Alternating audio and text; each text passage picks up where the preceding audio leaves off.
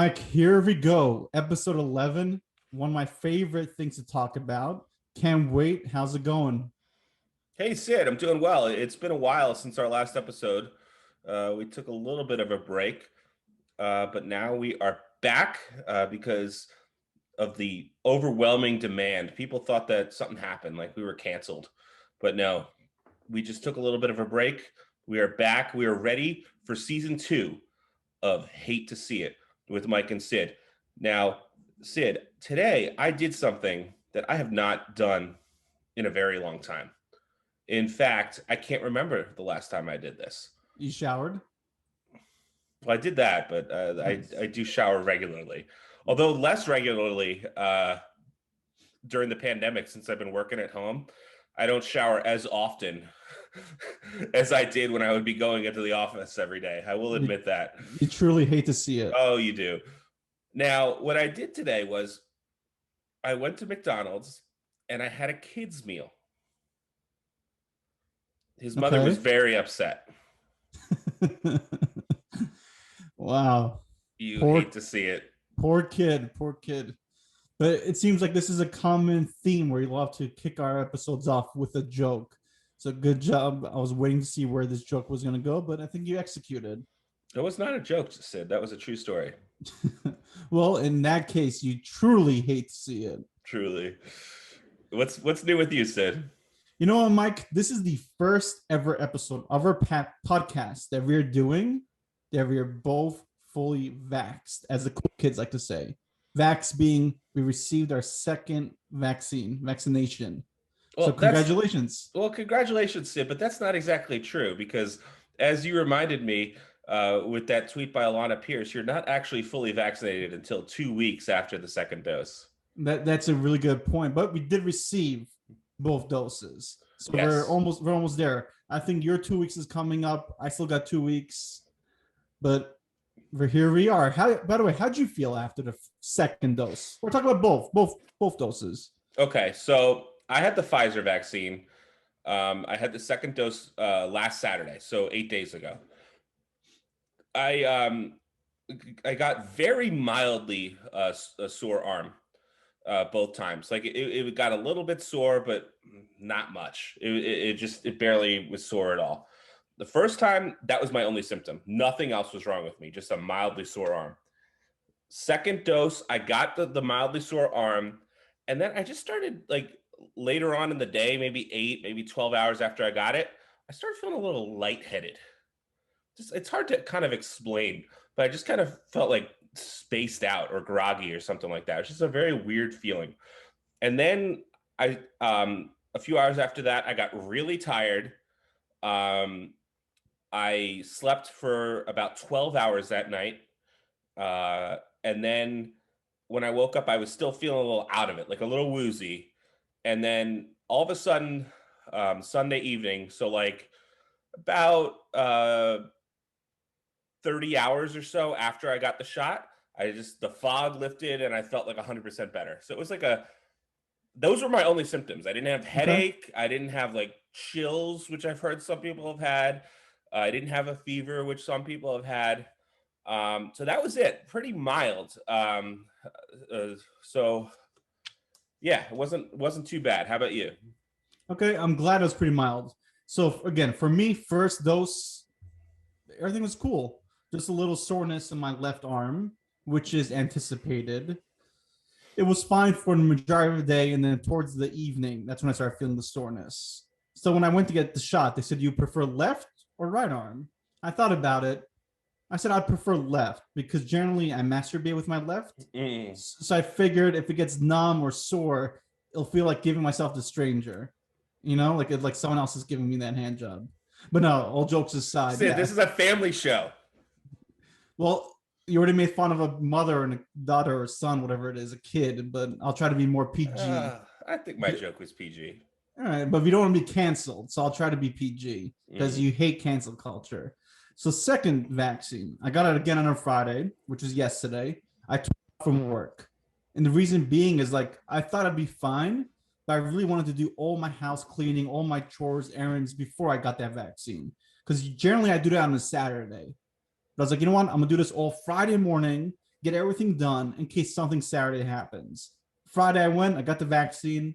Everything is good. People are checking in. How are you doing? I'm like, I'm good. I feel like $1,000,000. So then I started watching Mortal Kombat, the new movie that came out. And at that point, I started getting really tired, like extremely tired. And then I started getting chills. Like I've heard I've heard from people that they get chills. And I was like, really? That's interesting. But I got the chills. And then I started getting a really bad headache. So that night, like I was passing out while watching Mortal Kombat, but I forced myself because I wanted to get it done. And then I woke up next morning, still had that nagging headache. Like it was just constant. And I took a lot of Advils, wasn't going away. I woke up still tired. I took a nap again for like another couple hours, which I generally do not do. And I felt like a good 24 hours. I was just really tired. And but it was doable. The headache sucked because again, just nagging. It was there. It honestly felt like I was hungover. Like it reminded me of the last time I was really hungover, and that's when I was partying with Tara Reid in Monte Carlo. My brother described it as feeling like a hangover as well. Yeah, that's what it really felt like. It felt like that night in Monte Carlo when I was throwing up, puking, like really long night. I mean, it was a long day. I woke up I went to bed 5 a.m. because we were partying all night. And then that next day I was miserable. And that's exactly how it felt like, minus the puking. It just felt, again, it felt like I had a hangover. And when I was in Monte Carlo after partying with Tara Reid, I remember my grandma came to check in.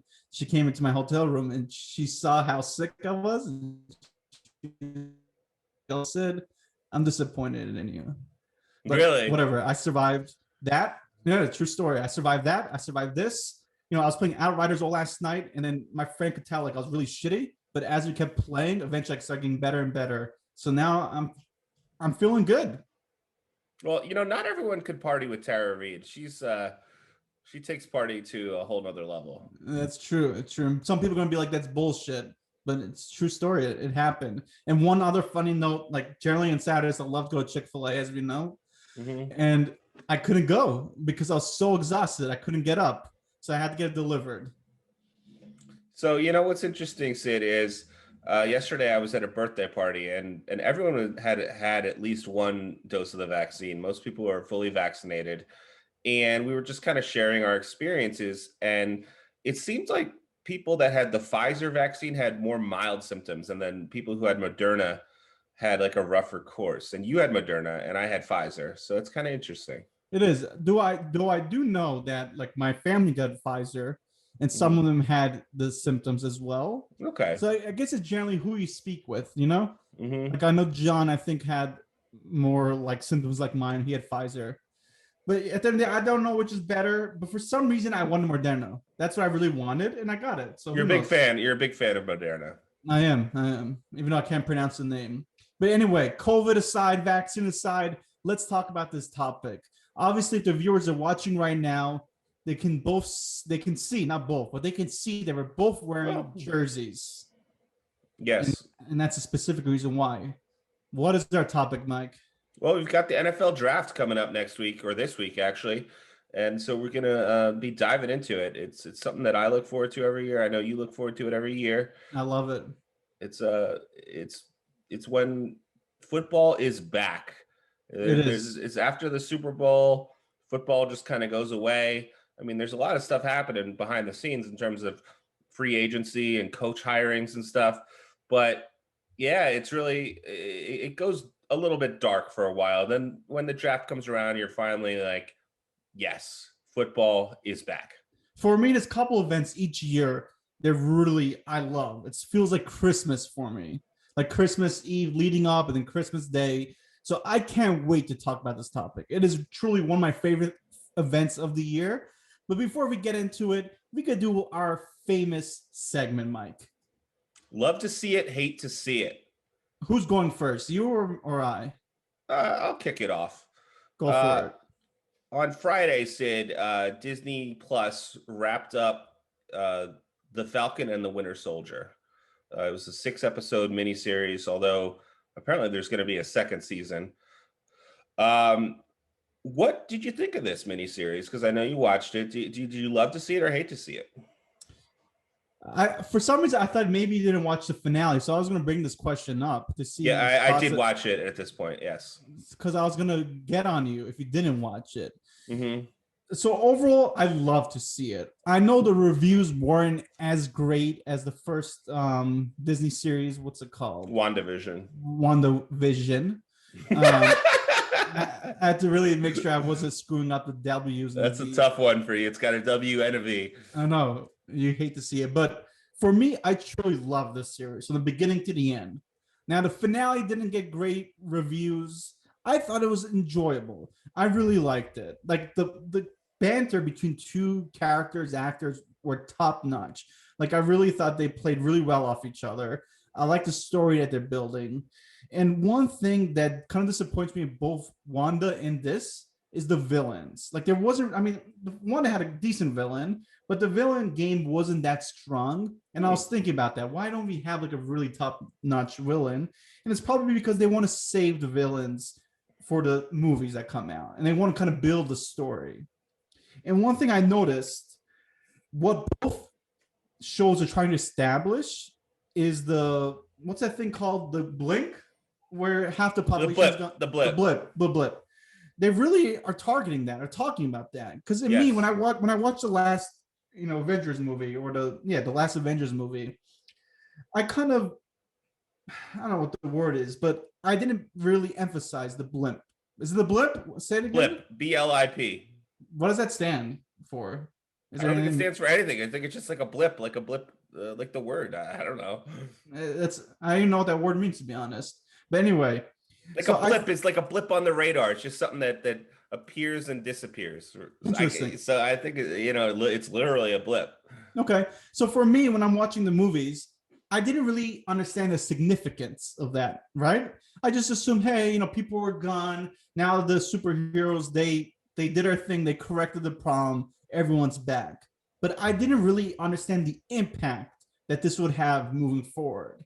And if you saw both shows, that's a big impact. A lot has changed. So obviously they're building up on that. So I like how both series are kind of building up that blip, and there's a lot of fallout from there. And I assume the movie's going to keep talking about that fallout, because that seems like it's obviously a major event. I just, as a viewer, neglected it, but I think watching both shows, I'm understanding it more. So again, I really loved it. I thought the action was great. I thought the story was great. I thought I thought the way they established the Falcons being the new Captain America was really cool, really well done. So I'm looking forward to see where these characters go moving forward. So again, I loved it. What about you, Mike? So I love to see it as well. Although I agree with you, I think, or I don't know if you said this, but a lot of people seem to have liked WandaVision better, and I think I would agree with that. One thing I disagree with you on, Sid, is you mentioned the villains. I thought the villains were good in Falcon and the Winter Soldier. You had Zemo, who was not playing a straight villain role, but he was kind of he was in Captain America: Civil War, but he was kind of a breakout character in this. You had the Flag Smashers, who were the main villain, and the girl, who I forget the girl's name, who led the Flag Smashers, and she was a good character. They it was a villain who had a lot of depth. They really explained what her motivations were and made her into a somewhat sympathetic villain, somewhat similar to Killmonger in Black Panther, I thought.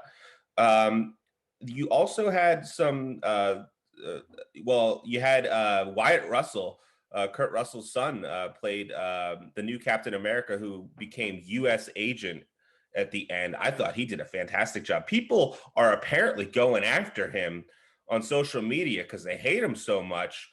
But, as they say in pro wrestling, if you're a heel, if you're a bad guy, and the fans hate you, that means you're doing your job. So I think he did a fantastic job. You also had Sharon Carter turned out to be the power broker.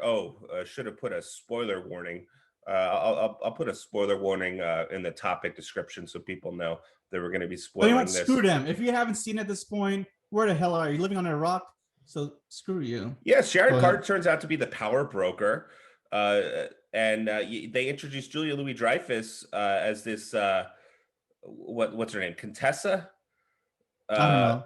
she's supposed to be the leader of a group called the Thunderbolts, which is sort of like Marvel's version of the Suicide Squad. So I thought they did a lot of interesting things with the villains. Yeah, so that was one of the things I really liked about this. A couple things I didn't like about Falcon and the Winter Soldier. I thought the episodes were a little bit uneven.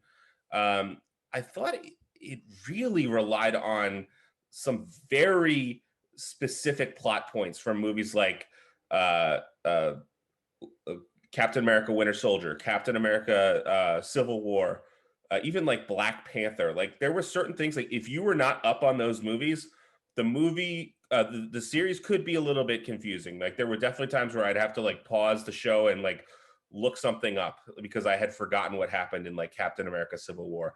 And I'm someone who knows my MCU pretty well, so that was that was a little bit annoying. I like it when movies and shows.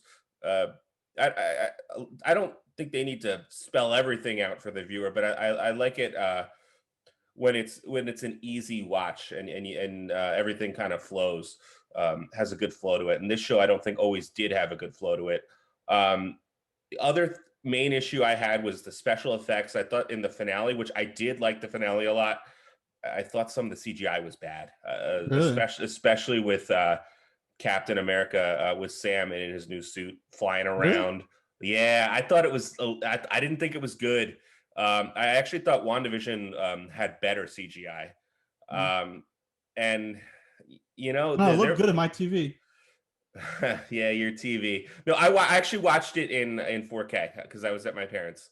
So yeah, it looked good. It looked great, but I don't know. The CGI can be hit or miss with some of these Disney Plus shows. But overall, I did enjoy it. I had a good time with it. Looking forward to the second season, and it was also announced that Sam is going to be getting a movie as Captain America, which I'm excited about because Falcon had not really gotten a background story. Now we have that background story, and you really feel a connection with that character that you didn't have before. So, by that measure, I think the series was a success. Yeah, I agree. As far as the villains goes, my thing was like no one was really a threat to me. I never thought they would really threaten the superhero. So that was my only thing. Okay.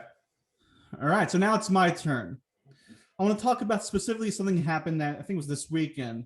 But let's talk about celebrations in baseball when someone hits a home run. Now, do you love or do you hate to see it? Do you love to see the showboating? Ooh, that's an interesting question.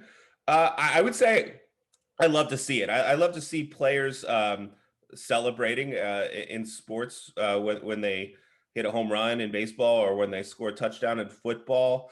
I don't like it when it goes over the top, where they are insulting a member of the other team, like when the player is like directly insulting the pitcher that he just hit a home run off of. I don't like seeing that.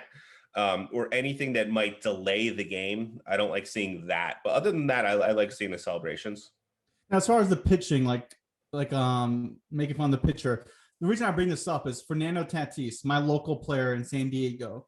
He hit a bomb against the pitcher on the Dodgers. What's his name? Trevor Bauer. Trevor So Bauer, yeah. yeah, so Trevor Bauer definitely loves to showboat. Now, wait, I don't know if actually it's a good question. Now I'm forgetting. I don't know if he hit it off Trevor Bauer now. It could have been another pitcher. But anyway, he hit it off a Dodgers pitcher. I forget which one. Maybe it was Bauer, maybe it was Kershaw. But what happened was during spring training this year, one of the Dodgers players closed one of his eyes when he was throwing the pitch. Like, it was kind of showboating. So when Tatis hit that home run, he was ran the bases. He had like one eye over his one hand over his eye. Okay. It's to showboat. And then people were like, why is he doing that? I loved it. But Trevor Bauer, he made a good point. He says, I like it. I think that pitchers who react by throwing at people, I think it's pretty soft. If you give up a homer, the guy should celebrate it. I think it's important that the game moves in that direction and we stop throwing at people because of the way they celebrate. And it's a good point. I don't like when they throw at people. I think it's a bullshit move. And I agree with him. Celebrate. It's a big accomplishment. You're helping your team get some runs. Home run is as exciting as a play as it comes. I'm all for it. I think there should be more. It kind of builds more of a rivalry between the two teams and the hitters and the pitchers. So keep on doing it, especially Tatis, who's doing awesome here. Yeah, Sid, the way that you just described to me, I like that. I think that's totally fair. He was just returning the favor. What they had done to him, he just gave it right back to them. It was not over the top at all from what you're describing. So I love to see that. Um, in terms of throwing at batters, I totally agree with you that it just needs to stop, especially headhunting. Just it can't be tolerated. Like I think if you're intentionally throwing at someone's head, you got to be suspended for a long time, maybe even an entire season. And if you're a repeat offender, I think you need to be kicked out of the game because that can kill somebody. Yeah. Yeah, it's bullshit. There's no need for it. No. I mean, like, go Sorry. ahead. No, I was just going to move on, but if you have something else Yeah, to move say. on. Let's go. All right, Sid. My second love to see it, hate to see it topic. I recently purchased a Xbox Series S. I am really enjoying this console. Last November, Microsoft released two next generation consoles: the Xbox Series X at $599 and the Series S, which I bought at $299. So it's $200 cheaper. It doesn't have the disk drive that the Series X has. It outputs at 4K resolution, but not natively. So it's generating graphics at either 1080p or 1440p, and then upresing it to 4K. And that is how they were able to save money, because it doesn't the $200. It doesn't have the graphical capability of the Series X, but it does have essentially, from my understanding, the same CPU as the Series X. So that allows developers to easily develop games that can run on both consoles. They just have to lower the resolution for the Series S version of the game. So I got that system. I got Gamepass, which is Microsoft's subscription game service, sort of like a Netflix for video games. And I've been really enjoying it. I know you have the Series X. I know you have Game Pass.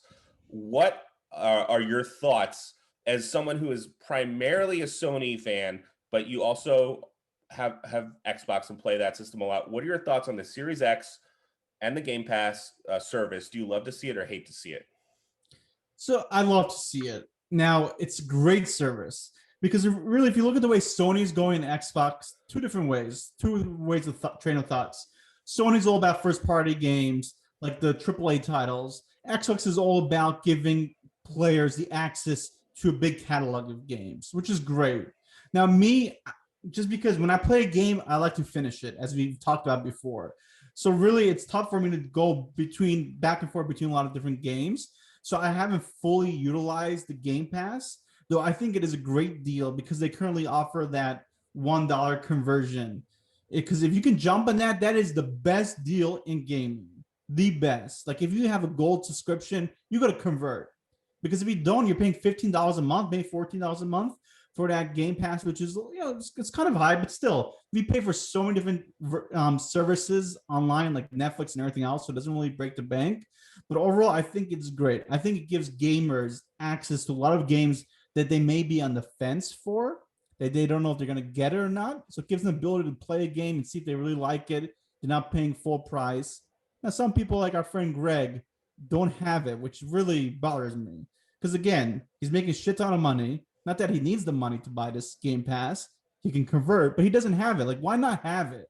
He's Like, got really, all those malpractice suits, though, Sid. So is he really making that much money? it's a good point. It's a valid point. But like, just get it. I get it. You love collecting physical things, but you should still have it. So that kind of bothers me. Like, why not just have it?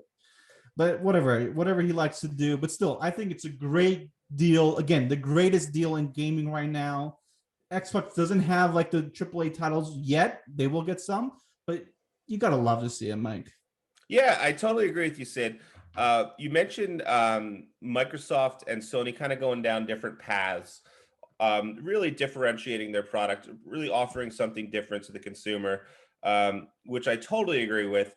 One thing Microsoft is doing a really good job is taking last generation games and updating them so they are next gen experiences. They are taking these older games up-resing them to 4K resolution, getting them up to 60 frames or sometimes even 120 frames a second. So you can really go back and enjoy these games, or maybe you enjoy them for the first time, and it is a next-gen experience. The other thing I really love about the Game Pass experience is there have been so many games that I have wanted to try out, but I just haven't pulled the trigger on for a variety of reasons. Maybe because there's some other game that came out that I was prioritizing, or maybe the reviews were not as good as I wanted them to be. Because games are $60, sometimes even $70, so it can be an expensive hobby. You have to be selective. But now you can just try out these games. I've been having a great time with Forza Horizon 4.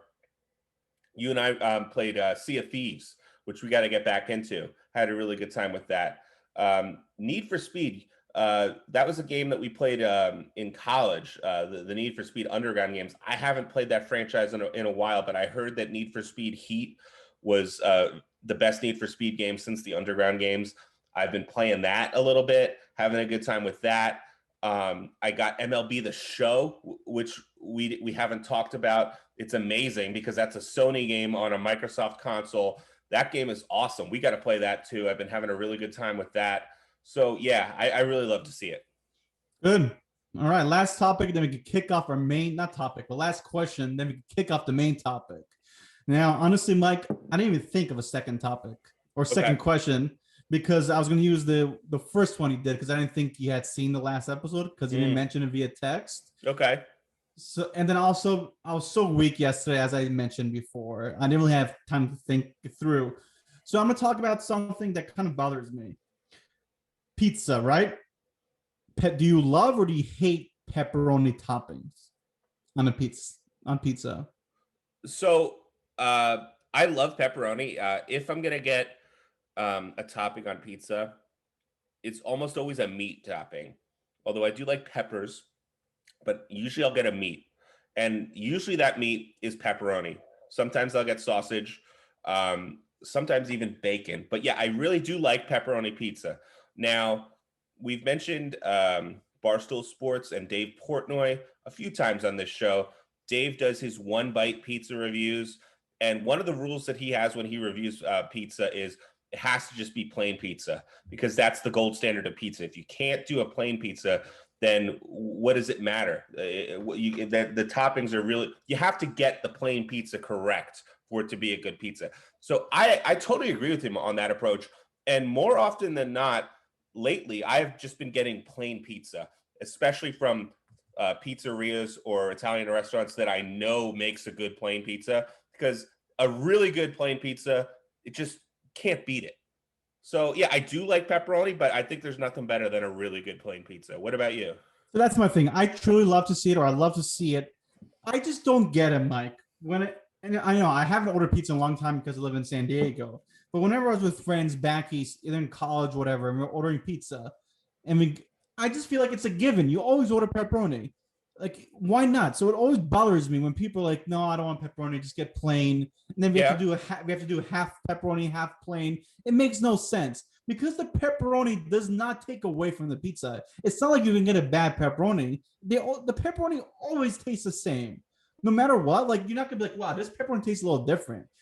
So I feel like it adds to the pizza. So why not add something that you know it's good, it's gonna taste well? Like, it just doesn't make sense to me. I'm just sick of people who always say I don't like pepperoni. Like, I don't get those people. Like, unless you're allergic, which I don't know. Can you be allergic to meat? I guess you could. I don't even know. Be a vegetarian. Yeah, it could be a vegetarian. So I just don't understand when people say, no, let's just stick to plain. Because again, I agree the gold standard is when you try a pizza the first time, you try the plain pizza.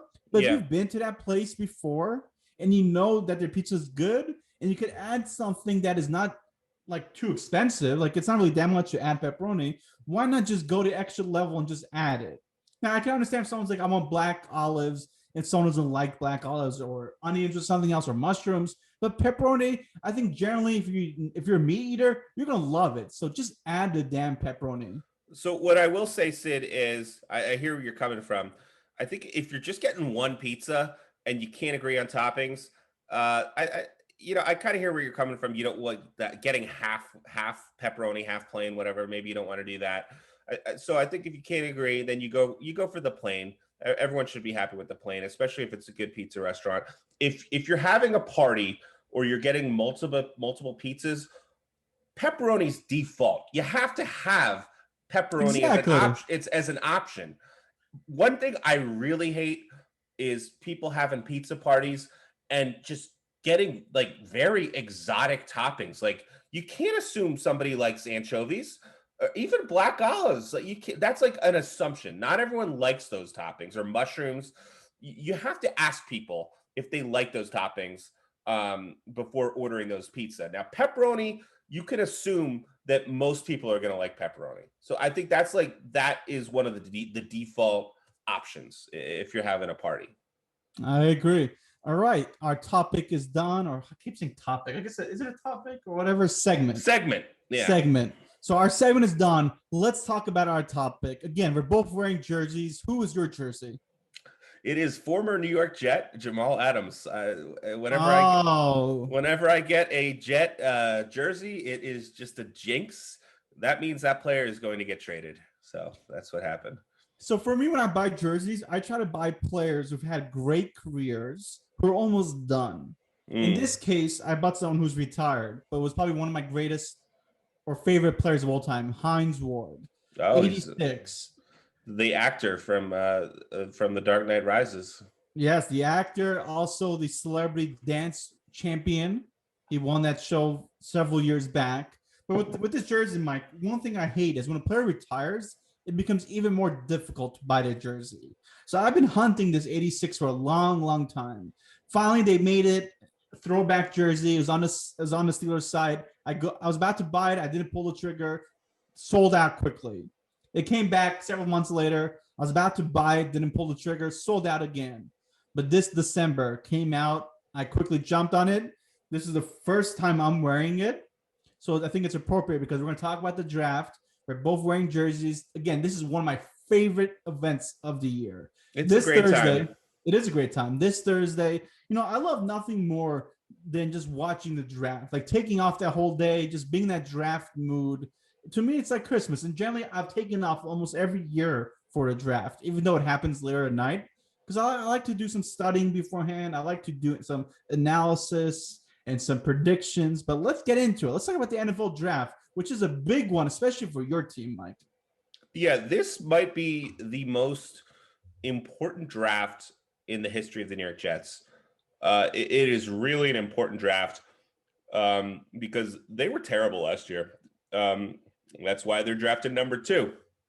They have a need at almost every position. I mean, the Jets were so bad that you almost can't mess up this draft. At least if you're forward looking. Now, if you're Monday morning quarterbacking a year, 2, 3 years after this draft, there are going to be players where you look back on and you're going to be like, what were they thinking? That just happens. Nobody can predict with 100% accuracy who's going to be a good player. But if the Jets stick with conventional wisdom and they focus on needs, and they have a lot of them, they're going to come out of this draft with a good draft grade. I expect the Jets to get very high scores. They have to. They have to. Now, it has become kind of a foregone conclusion that the Jets are going to draft Zach Wilson, the quarterback out of BYU. It seems that their GM, Joe Douglas, has fallen in love with him. He really impressed the Jets and a lot of teams at Pro Day and leaped ahead of other quarterbacks in the draft like Justin Fields and Mac Jones. He can really air it out. He can throw those 60-yard throws with accuracy. He's an elusive quarterback, and he's got touch as well. He can get a tremendous amount of torque on his passes, even when throwing across his body. So on paper, it looks like a no-brainer But you never know with these first round quarterbacks. It's kind of like a coin flip, maybe even a little bit worse than a coin flip. But that's what the Jets are almost certainly going to do with their first pick in the first round, and then they have another pick in the first round, the 23rd pick, and there's a lot of different routes they could go. I don't know how much you want me to dive into this. But before, no, I do want you to talk about the 23rd pick. But let's just talk about the beginning first. We'll get to that 23rd pick. Yes. I wanted to kind of talk about, again, Zach Wilson, because it's important. What I really want to talk about is throughout the year, all the teams that were sucking, all the fans wanted to get that first pick, right? Trevor Lawrence. Trevor Lawrence. I mean, they're saying that he's a generational player. I mean, he is being compared to, not necessarily in terms of his skill set, but in terms of being a future best quarterback in the league, like no brainer. He's being compared to like a Peyton Manning or an Andrew Luck. Like that's the level that he's on in terms of draft stock. That's true. Now, as a Jets fan, Mike, you guys look like we're going to lock up that first pick.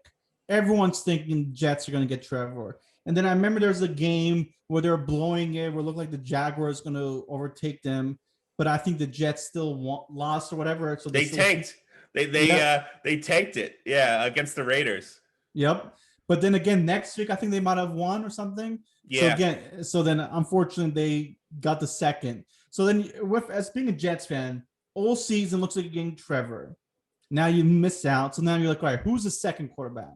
And then you had that playoff game in college where Justin Fields did amazing, right? Yeah, so he looked awesome. He did it. So against Clemson, against Trevor Lawrence. Yeah. So then everyone's like, Justin Fields is going to be that number 2 pick, right? So everything changed from, all right, we're done. We missed out, but everyone's excited for Justin Fields. But then all of a sudden, everything else happens. The whole draft process happens. And then Zach Wilson overtook Justin Fields. Now, there's a lot of question marks. I don't know why, but now people are saying maybe Justin is not the answer. So I think for the Jets, Justin's not the answer. I think for the Jets, they kind of lucked out. Because imagine if Zach didn't overtake him in the rankings and the Jets drafted the other guy and who ended up being a bust.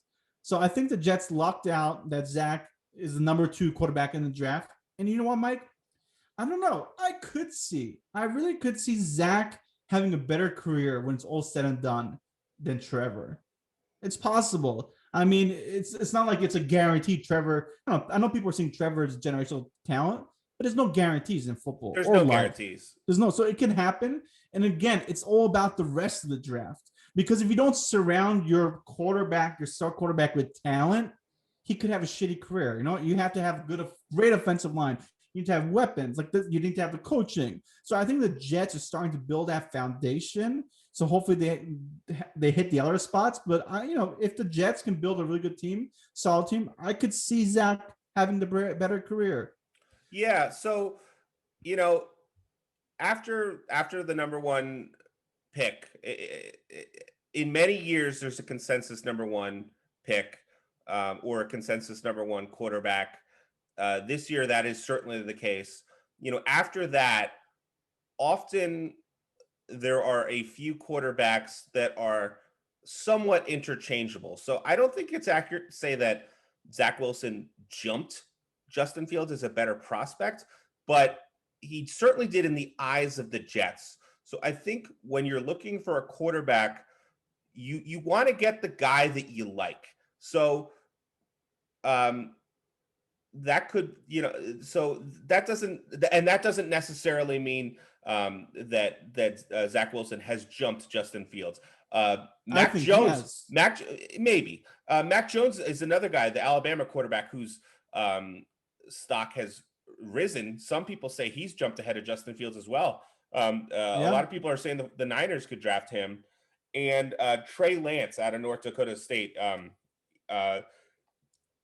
his stock has risen as well. You could see 4 or maybe even 5 quarterbacks getting drafted in the top 10 picks. For sure. There's a good. I'm looking at my notes here. There's a good chance. I think it might be 4, but like you said, it could be 5. But Mike, I was looking in the past. A lot of times you have 3 or 4 quarterbacks who get drafted in the first round, but not all of them pan out. Like we've had draft classes where it doesn't always pan out. Like only one of those guys has a great career. Now you had the Roethlisberger draft when Eli, Rivers, Ben, 4 Super Bowls between 3 guys. Yeah, that was the best quarterback draft class in modern history, I would say. Yeah, that was exactly. And then you've had other ones with the Cam Newton draft where he's done well, but the other 2, I think one guy's definitely out of the league. The other guy, I think, is a backup. I forget their names, but it happens. Like when quarterbacks don't pan out. And again, it's not always just about the quarterback. It's about the teams, how they're constructed. So you can't always blame the quarterback. But a lot of times, quarterbacks don't pan out, unfortunately. Look at your Jets. They drafted a guy 3rd pick, right? Overall, who was supposed to be the future. Now he's in Carolina. I hope he rebounds. Yeah, I think he's getting a second shot. He's not. The jury's still out on Sam Darnold. He has an opportunity to have a successful career in the NFL, and I liked him. He wasn't the quarterback that we were hoping for him to be. He had a couple unfortunate injuries, but the team that he played on was just terrible. So it's hard to blame it all on him. It is. So I'm curious to see how he does. But again, we talked about the quarterbacks. I'm really excited or intrigued to see what the Niners do because they made that big trade. Yeah. They came up, and I was thinking about it. I was like, why are they doing that? Like, yeah, Mac Jones could potentially be a very good quarterback, maybe even great. But did they have to jump to get him? And I was thinking about it. Did they have to? And a lot of times people say teams overpay in the draft. But you know what, Mike? If they didn't do it, another team could have done it. So if you know you're guaranteed to get your player that you want, I say go for it, especially when it's a position of quarterback. You don't want to miss because if you have a chance of getting a guy and you don't, that could change your franchise for a long time. Absolutely, it's the most important position by far. We're going to talk about this draft now. By no means are you and I experts, right? Like we don't. I mean, I think we know what we're talking about, but we're not going to go through every pick and make our predictions. That's not what this podcast is about. I really want to talk about the experience of the draft as well. So before we talk more about this draft, let's talk about, do you have favorite moments of the past? Do you have favorite players that the Jets have drafted? What do you remember from previous drafts?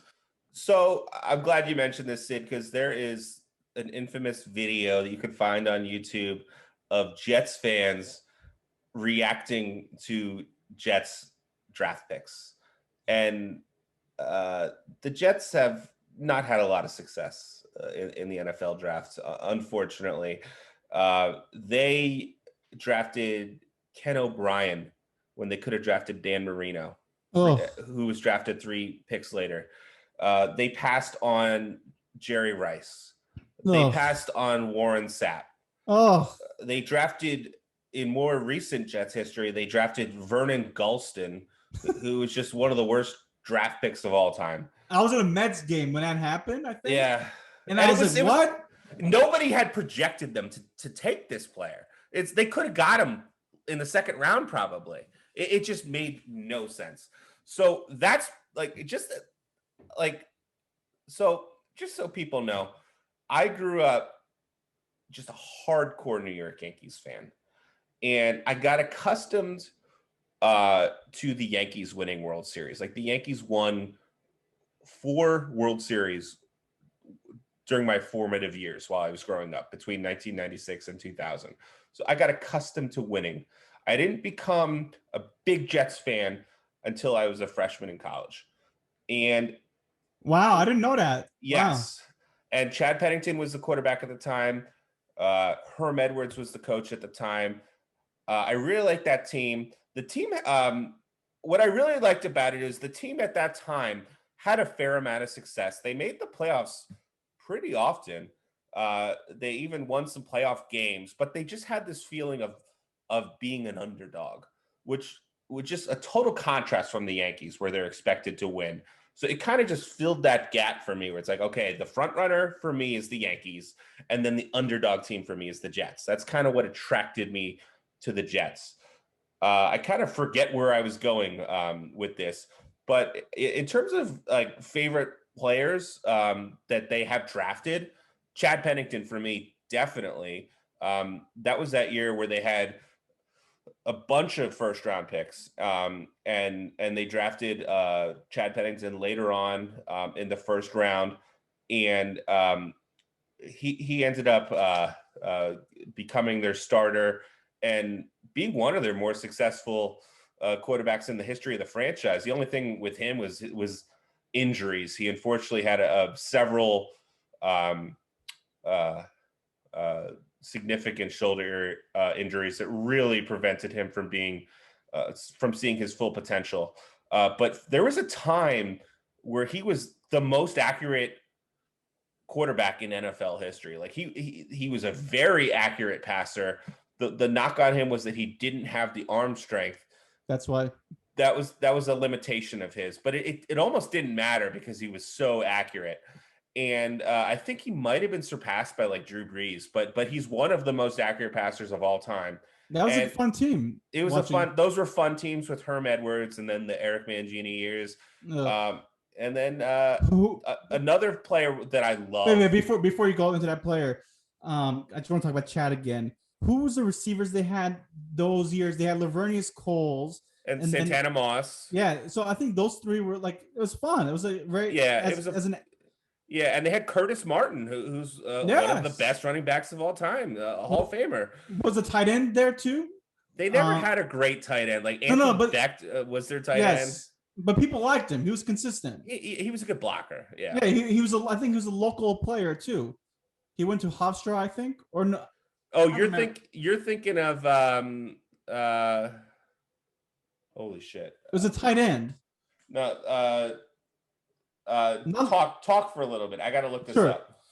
Well, one thing I was going to talk about, I remember the Jets were in a playoff game, as you mentioned. They were regularly making the playoffs, and I forget if it was Moss or if it was Coles. But the day before the playoffs, I think they were playing the Miami Dolphins. My friends and I, we went to a strip club. We were young, at that point. We're just wasting our money, but we went to a strip club. And I think it was Coles. Lavernius Coles was in the strip club like a day before the playoffs, which was supposed to be in Miami. So I was like, what the hell? Like, when is he getting to Miami? So I thought we couldn't believe it, like some local strip club on Long Island. But did you find that player? I think you were thinking of Wayne Corbett. Yeah, exactly. He was a wide receiver. He was a little wide receiver. He was like Julian Edelman before there was Julian Edelman. He was like that kind of scrappy receiver, slot receiver. And unfortunately, he had a lot of concussions. He did. Yeah. But again, they had some solid guys, and you could root for those guys. Yeah, and they always had good defenses too. Yes, they did. Now, who was the other player you were going to mention? The other player I was going to mention is I think you can make a strong argument that he is the best Jets player of all time. That would be from Pittsburgh, the school, Darrelle Revis. Revis Island. There was probably a 3-year period, I want to say. He never won a defensive MVP, but I think he should have in 2009 or 2010. But I think there was a 3-year period where he was the best corner in football. Certainly top 2 or top 3, maybe at the worst. And he unfortunately went on to win a Super Bowl with the Patriots, which just bugs me. But he was a phenomenal player. And I'm glad you brought that up. Not to interrupt you. No, I was done. Go ahead. Do you remember that draft? We were watching it in Fairfield during Fairfield May Day, which is like a live outdoor event. I'm so glad you're bringing this up because I had this written down. We have to talk about this draft. We do. But go ahead. One thing I was going to say is leading up to the draft, Mike, I do my homework. And I always try to target one player that I really hope the Steelers draft. Like, really hope. And that guy was your cornerback, Darrelle Revis from Pittsburgh again. Because the Steelers have struck out drafting cornerbacks. That the Steelers are generally one of the best drafting teams in football. Like receivers, they draft the best receivers of all time. But cornerback, they do not. So I knew Darrelle Revis was going to be great. Everything was lining up for the Steelers to draft Revis. And I think either the Jets traded up or they were going to draft someone else. But last second, they drafted Revis, and I was heartbroken. That was one of the most heartbroken moments in my draft history. Like I was so sad. It worked out though. They got Lawrence Timmons, a linebacker who did great, very consistent, not retired. But Mike, that really hurt, and you were so pumped. Well, Yeah. actually, I think maybe I'm wrong, but I think you're happy, but you didn't know how good he would become. Yeah, you're right. But I was telling you, I was like, Mike, this is a great pick. I'm very upset. But let's talk about Mayday. What? So maybe I was actually thinking of the May Day the year before, because I think they did. Fairfield did this every year around that time, right? Yes. So the one I know and I think now that I think about it, it might have been the year before when we were juniors, was when we were celebrating my 21st birthday. Was that the same year that you're thinking of, or was that the year before? So the draft for Revis was 2007, which would be our senior year. Yeah. So I was thinking of our junior year. So you turned 21 junior year. Yeah, makes sense. So and do you remember that year? Because the draft was happening that weekend. Yes. And they had the May Day or whatever they had. It was sort of like a beer garden. You got like people drinking in the quad. You'd get like a wristband. It was a school sanctioned event. So you had to be 21, and I couldn't go in because my birthday was April 30th. And this was on April 29th. And I was showing people my ID, and they were legit laughing at me, and they still wouldn't let me in. Oh, yeah. You truly hate to see it. So what did we do? Did we smuggle beers for you? You smuggled some beers for me, but that day we attempted our first ever Century Club. Do you remember this? Oh, I do. I have the scars to prove it. A Century Club, for people who are unaware, is an extreme version of a power hour where you drink one shot of beer every minute for 100 minutes. Do you remember how much quantity of alcohol that ends up being? It's a lot. And it's probably extremely unhealthy. I'm sure it's. Yeah. Doctors would not recommend this activity for sure. I did it. Were you able to do it? I believe I did. Yeah, and I was delusional though. We are Century Club members, so I was delusional too. Because a knock on me is I can't drink as much as all my friends.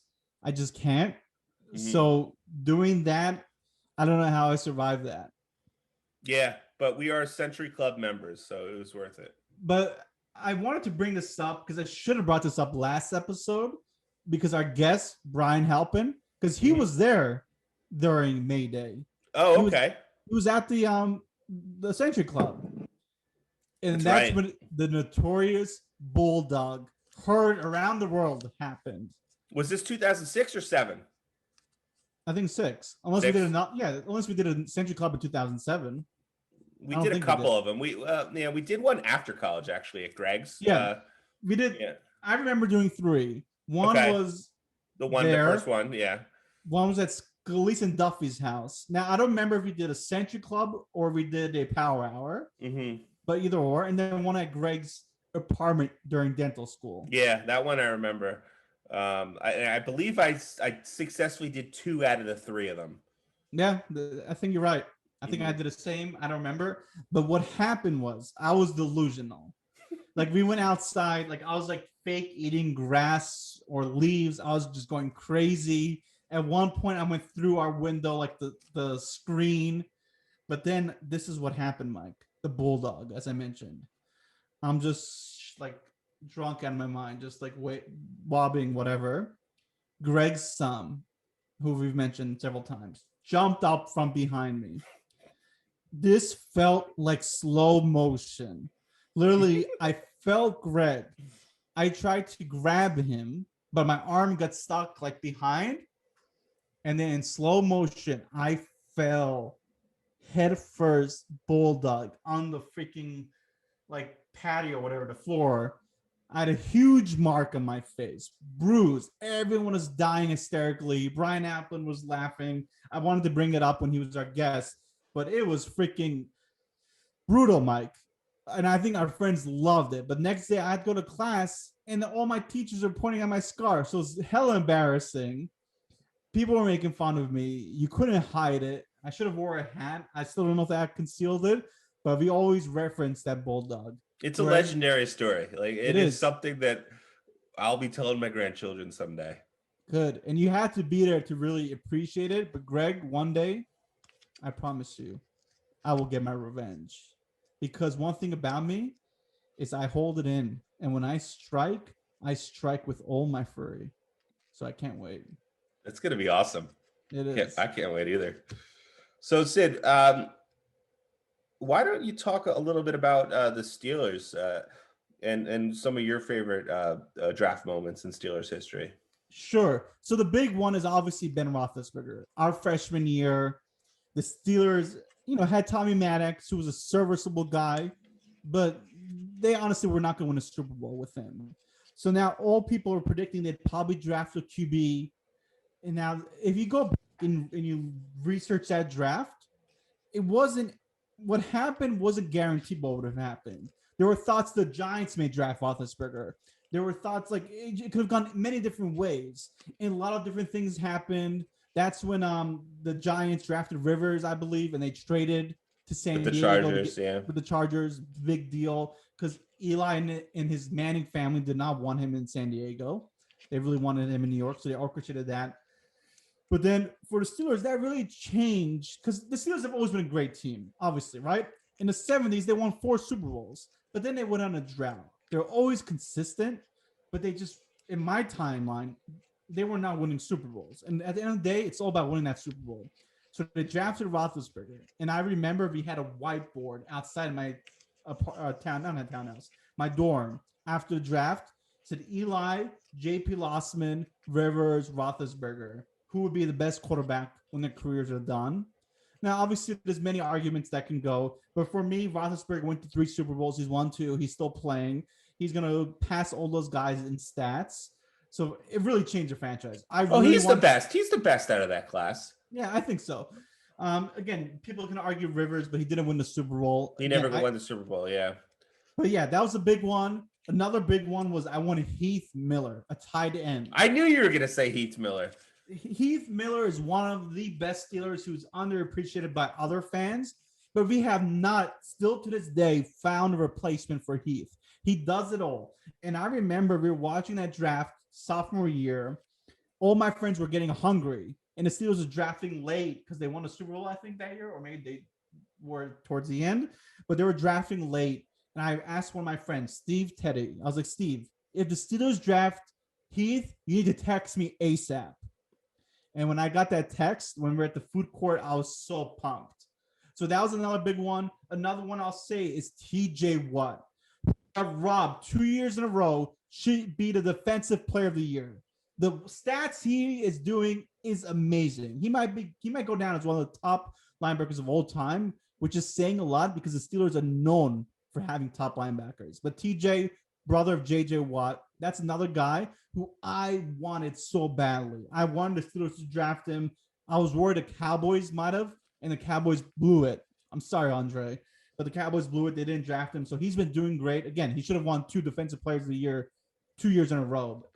He will win one day. He might win several like his brother. But yeah, that's another huge one. A couple of players you did not mention that I'm curious about. Troy Polamalu. Oh yeah, that's the famous one because the Steelers traded up, and generally they do not trade up. They don't. Their GM, one of the best in football of all time, maybe, especially when it comes to drafting. So at that point, they generally don't.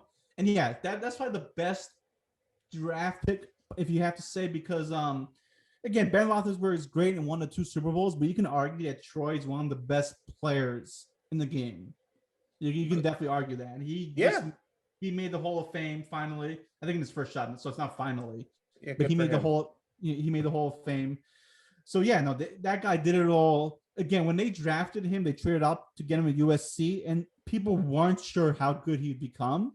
In that first year, he wasn't that great, and people were like, "Oh, this is gonna be a bust." But in second year, he just really went to another level. So yeah, I'm glad you brought that up. I have the jersey as well. How about Antonio Brown? Another great pick, 6th round pick. Yeah. Antonio Brown, and I think that was the year the Steelers traded. Was it Santonio Holmes to the Jets? It could have been, yeah.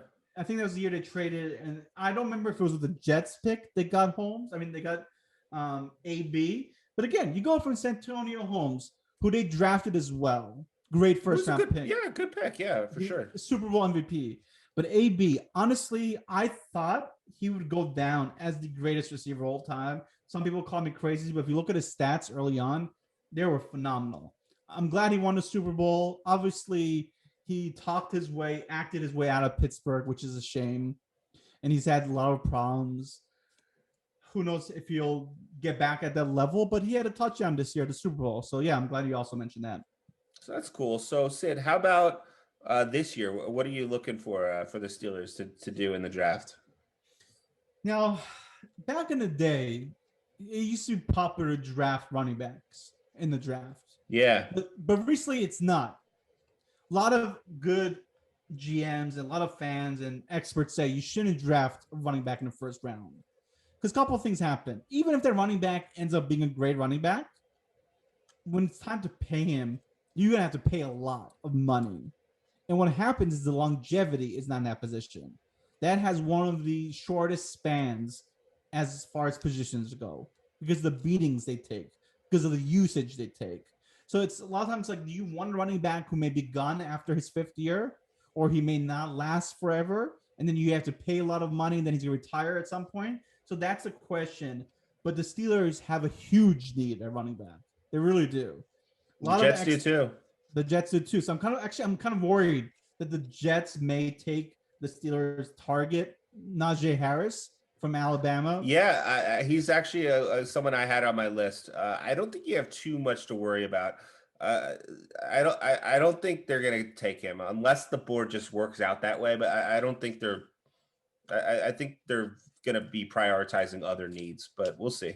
I agree, but that's one team I can see playing spoiler. I can see the Dolphins with their second pick playing spoiler. But again, it's I'm torn because again, generally you don't draft running backs first round, but then you might get a steal later on. But I don't know. They really need that position, but they also need offensive linemen. So it could go, and now they also need a linebacker because Bob Dupree just signed a big contract with the Tennessee Titans, who finally, after several years, wasn't doing that well, but finally he came to place the last couple years, played on a top notch level. So I don't know. It's either for me. It's either gonna be linebacker, center, or running back. Okay. And What one guy. number? What number are they picking it?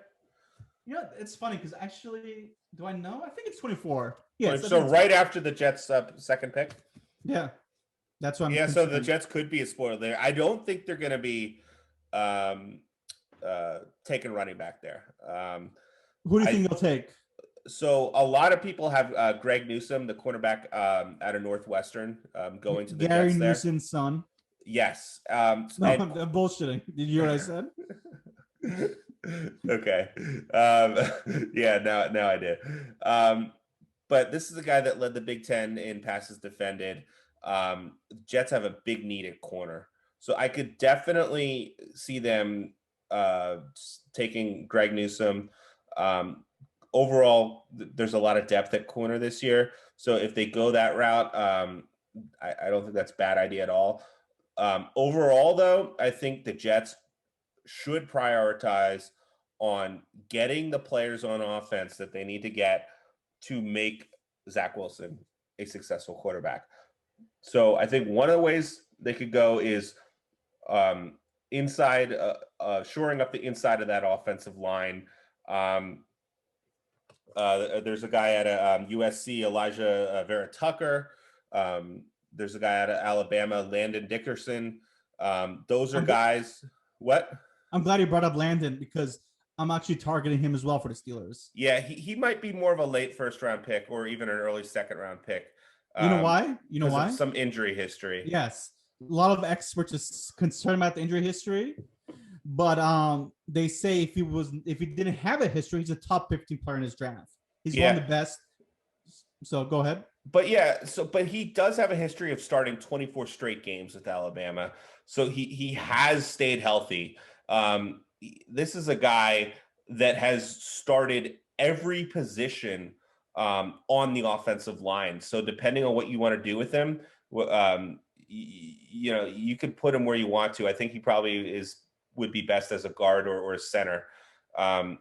but yeah, I would love them to shore up the left side of that offensive line with Mekhi Becton, and really just protecting Zach Wilson. I think that's a good option.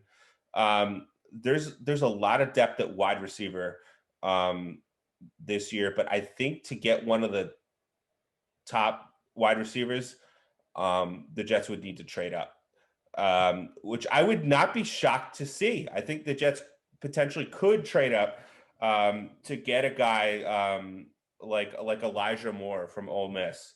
I think it would be too expensive to get like a Devontae Smith or like a Jaden Waddle. But yeah, maybe a guy like Elijah Moore, or just taking a wide receiver that's available at 23.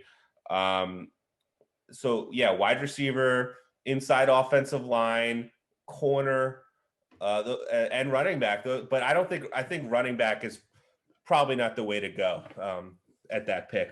But yeah, if I see the Jets trade up to get one of the best wide receivers, take one of the best inside offensive linemen on the board, or draft a corner at that spot, I'm going to be happy. Okay, good. Yeah, I agree. Landon Dickerson, again, a lot of experts are saying injury concerns, but I don't buy it. I really think he's going to be one of the best players in the draft. I'd be very happy with him. Again, he comes from a winning program. But also, I would be happy if Najee wasn't drafted by the Jets, and then the Jets drafted Landon, which would force the Steelers' hands in drafting Najee. Or even it's a toss-up. It could even be the Clemson running back, who's also really good. We don't know if this is going Najee or the other guy. But again, I don't know. I'm torn because, again, people say you don't draft running back first round, but it is a need. Also, I could see Zaven Collins, a linebacker, that the Steelers may draft at 24. So we'll see. Okay. I'm pumped. It could go either way. I really think it's going to be one of those positions. I hope it's not cornerback, because the Steelers don't draft well with cornerbacks. So I could see them taking a flyer and not panning out. They got to get someone who they know will be a stud. Okay. Let's see. One player I do want to talk about who is not going to be drafted by the Steelers. He's not going to be drafted by the Jets. This is a position that is not often drafted in the top 5 or the top 10.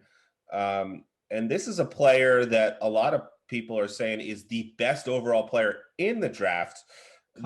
Kyle Pitt, the tight end out of Florida, who a lot of people are slotting to go to Atlanta with the 4th pick. What do you think of this guy? Do you think that he is going to get drafted by Atlanta? I think he will, unless a team trades up. Mm-hmm. Now, I know the Cowboys, Jerry Jones loves him. He's like drooling on the fact of Dax, their wide receiver, pairing up with Zeke, and then the tight end. Like, he is drooling over that fact. But the Cowboys, they draft at 10, so they'd have to not that, I mean, it can happen. And for the Falcons, it would make sense because they can get the 10th pick and some other draft stock or draft picks to help them later because they have a lot of holes. But yeah, this is a generational talent when it comes to tight end. Like, this guy abused cornerbacks and safeties during college. Like, abused. Like, if you were near him, he would catch that ball no matter what. Like, his athleticism, what he does, like, he's the complete package. Now, the question is, the Falcons, are they a tight end away from competing? I don't know. There are a lot of things away from competing, I think. I agree. So, like, again, great player, fantastic player in college, one of the best. I just think, would he make a big impact on the Falcons? Because Matt Ryan, he choked that 1 year in the Super Bowl. He hasn't been the best, right? I mean, he's been okay. He's been consistent. But he's towards the end of his career, I think, or maybe he's got a few more years. He's our age. Yeah, he graduated from college the same year we did. Good point. I think he went to the same university or same college as your sister, right? That is correct. Boston College. BC. So I don't know. Like, if I was the Falcons, I would honestly trade if another team really wants a QB. Because at number 5, you have Cincinnati. They're not going QB. That's an exciting one, though. They may get the receiver for their quarterback in college from LSU. Jamar Chase. Yes. So yeah, that seems like a no-brainer.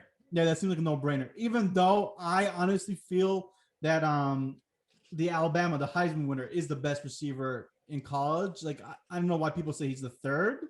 I Smith? think yes, Devontae. Yeah. Like I Yeah. think he's the best, but everyone says he's the third, and They I have hope His teammate Waddle ahead of him on a lot. exactly. That's kind of strange, isn't it? It is strange. The guy won the freaking Heisman. Now Yeah. there's concerns because of his weight and he's a small guy, but I just don't buy it. I think he's gonna be great. I kind of hope the Eagles take him at 12 Okay. because I think him and their quarterback would be a fantastic. But again, not against you, but not to go off topic.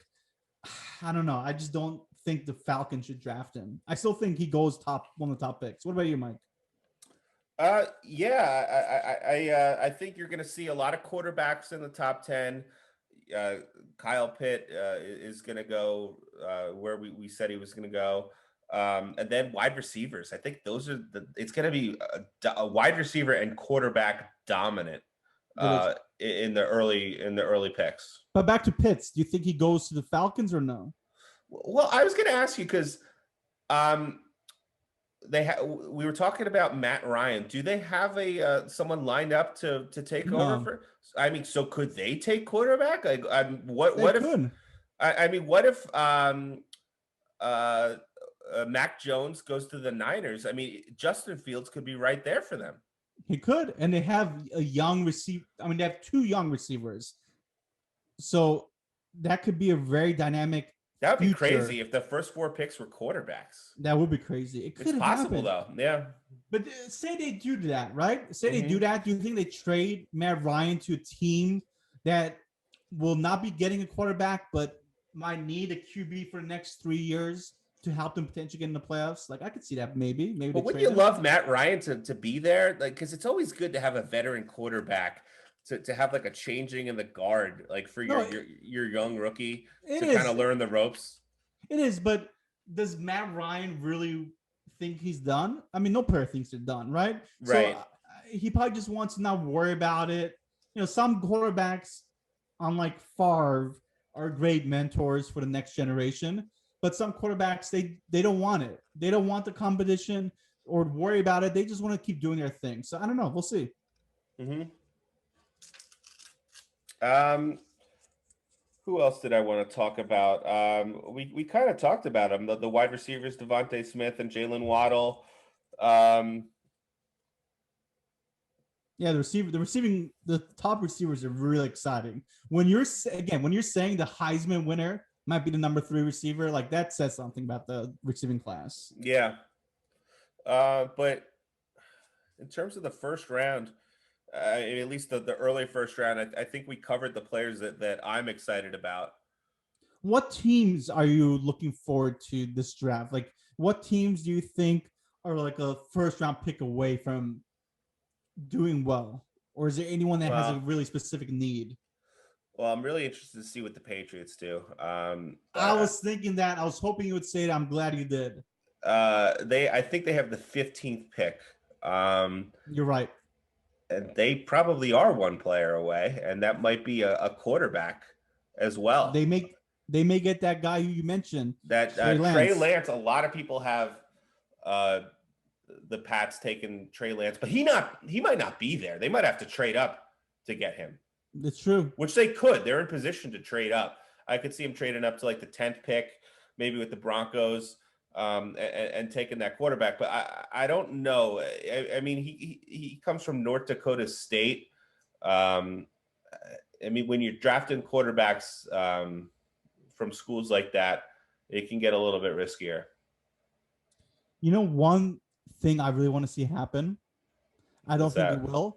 I want to see the Chargers trade up, but it's gonna be really tough. They'd have to trade up to they're currently the 13th pick. They'd have to go to 7 or 8 potentially, maybe even higher.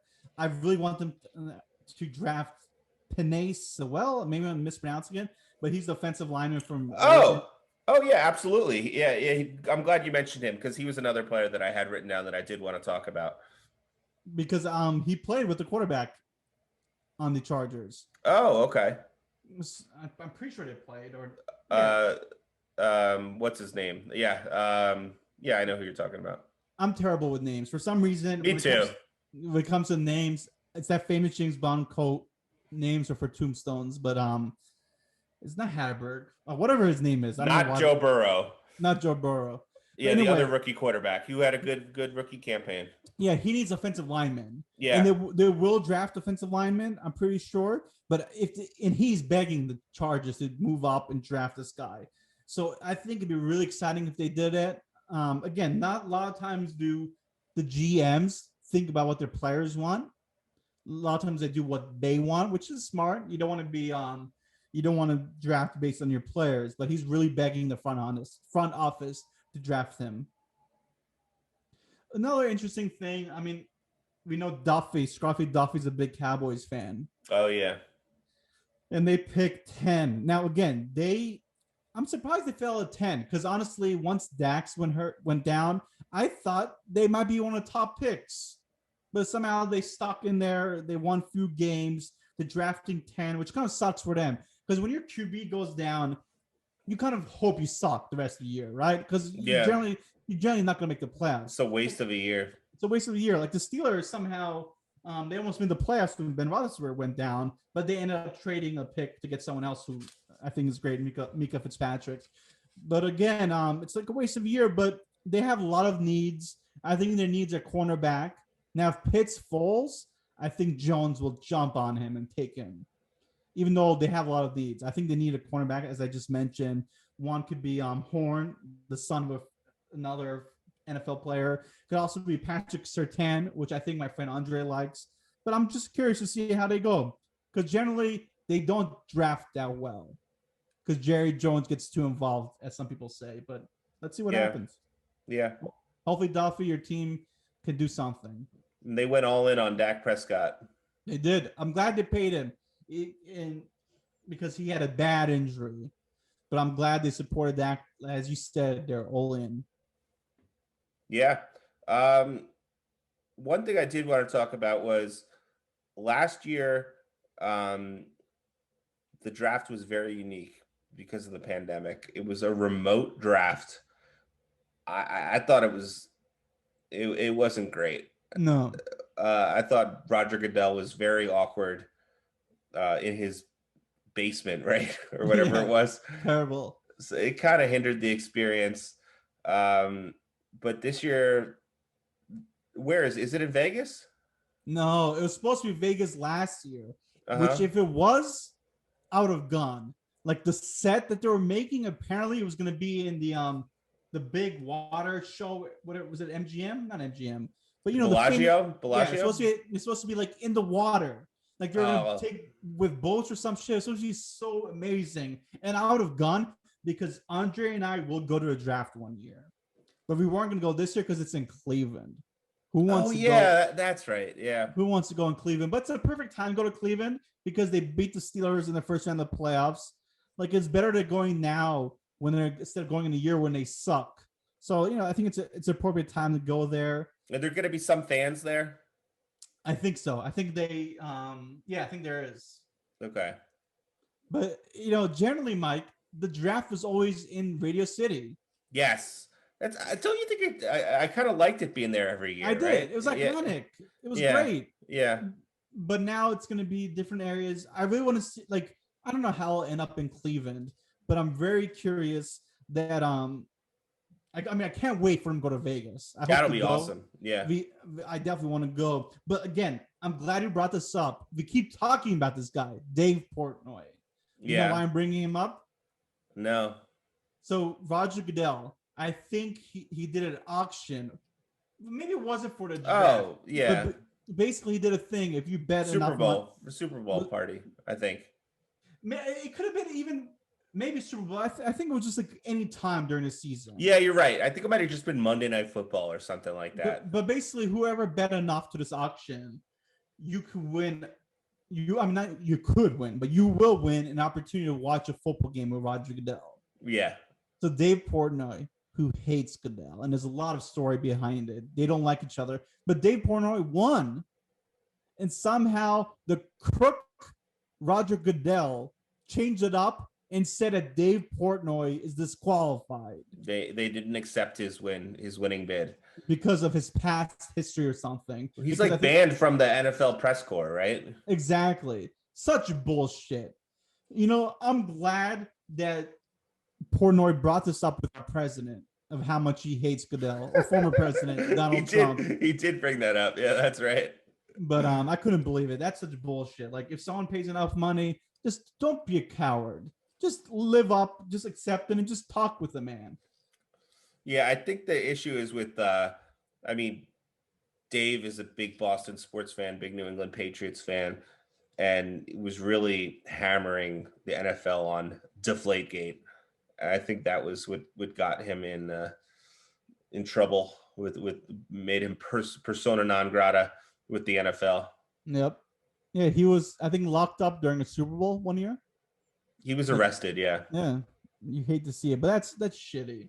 Like, I think especially now with COVID, if if you can create some humor, or if you can make fans excited and happy and do something like different around the box, like, just go for it, just embrace it. Like, it's not like Porno was going to attack him or something. Just be the better man. I think that's what it comes down to. Like, you take life for granted sometimes, especially with this year. Like, now I think it's like, live your life to your fullest. If you could do something that you may regret down the line, go for it. Just try it. I think Goodell should have been the bigger man, gave the fans what they wanted, and had Portnoy on his. I totally agree with you. I think it was foolish for Goodell to turn this down, because a lot of people, for a variety of reasons, do not like Roger Goodell. He is not popular with a large segment of NFL fans, and if he took this opportunity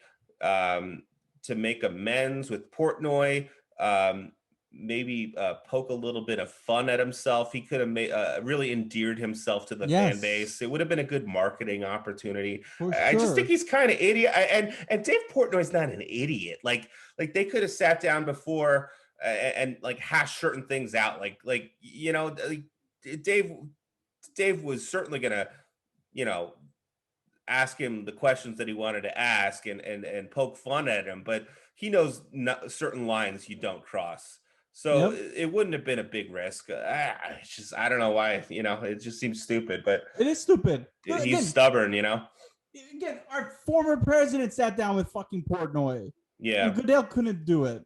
And even Portnoy had his dad call in, or the surprise dad who doesn't even like Trump. Yeah. So, I mean, like, come on, Goodell. Like you said, Mike, it could have been good marketing. But And good. whatever. Yeah, you hate to see it. Truly do. Is there anything we need to cover? I mean, like you mentioned, neither of us are experts, but I think we did a good job of covering our teams, the needs that our teams have, some of the players that our teams are going to be looking to draft. I think we did a good job of covering the first round. Once you get past the first, second round, it kind of becomes a crapshoot. Is there anything else you are dying to cover with this year's draft, or the draft in general? No, I guess the question is, again, talking about my own team, like, will the Steelers draft a quarterback? I don't think so. I think they'll give it another year with Ben. But no, I think we've covered everything. I think I talked about everything I want to talk about. I feel like you did the same. I just can't wait for Thursday. It was a good discussion, Sid. I'm looking forward to Thursday as well. Although just the fact that everyone seems to be assuming that the Jets are taking Zach Wilson, it kind of diminishes the excitement a little bit, just because it seems like such a foregone conclusion. But we do have that 23rd pick, and there's a lot of speculation about what the Jets are going to do with that.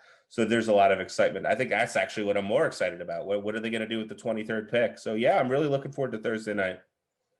Me too. And also for me, as exciting as the first day is, as a Steelers fan, I know a lot of their big picks come in the second and third round. So I'm excited to see what they do in those other picks. Because again, Mike, as you mentioned, it's not just about that one player, it's about building the team. And a draft for some teams goes a long way. It's huge. Can make or break a franchise. All right, Sid. So why don't we wrap it up then? I really enjoyed this conversation. I hope everyone enjoys the draft. Wishing everyone everyone's teams success, except for the Patriots. So thanks for tuning in. Thanks for tuning in. Also, big shout out to our friend Steve, who launched his own podcast after being a special guest last week. Again, I'm terrible with names. I forget the name of his podcast. I started checking it out. It's the Golden Attitude Era podcast. I checked it out. It's a very enjoyable podcast. Yeah, this is our friend Steve who joined us for the WrestleMania episode, our 10th episode. He's got a podcast with two of his friends where they talk about the Golden Era and the Attitude Era of professional wrestling. Definitely check it out. It's good. It's a lot good of show. depth. A lot of depth in those guys. They know their shit. Yeah. Like so far I've been watching. I will finish it, but guys, check it out. Again, thanks for tuning in. Enjoy the draft. Take care, guys.